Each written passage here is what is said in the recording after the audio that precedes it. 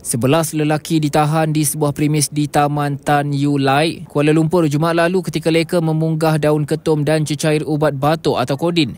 Mereka ditahan anggota unit rondaan bermotosikal URB Ibu Pejabat Polis Daerah IPD Brickfields yang menjalankan rondaan cegah jenayah jam 8.50 malam.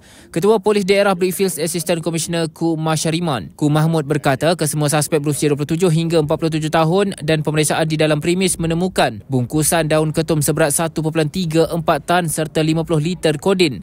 Katanya kesemua rampasan itu dianggarkan bernilai RM63,880 dan polis turut merampas sebuah lori.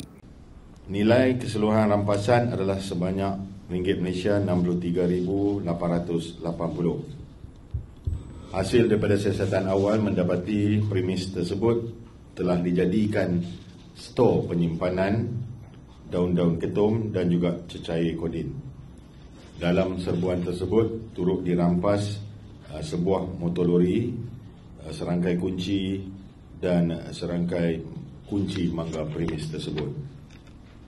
Hasil daripada siasatan awal, pihak polis mendapati bahawa suspek yang bekerja sebagai pemandu lori terlibat dengan aktiviti pengedaran daun ketum ini lebih kurang 3 bulan yang lalu dan mendapat bekalan daun-daun ketum ini dari sebuah negeri di utara semenanjung Malaysia, dan kita percayai daun-daun ketum ini dibawa masuk dari negara sempadan.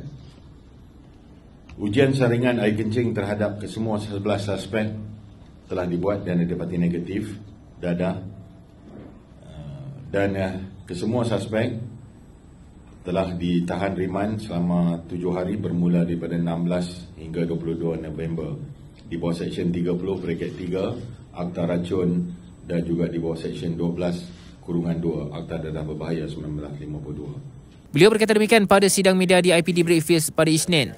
Menurut Ku Masyariman, suspek disyaki mendapatkan bekalan itu daripada seorang lelaki di sebuah negara jiran sebelum dibawa ke Kuala Lumpur pada setiap minggu.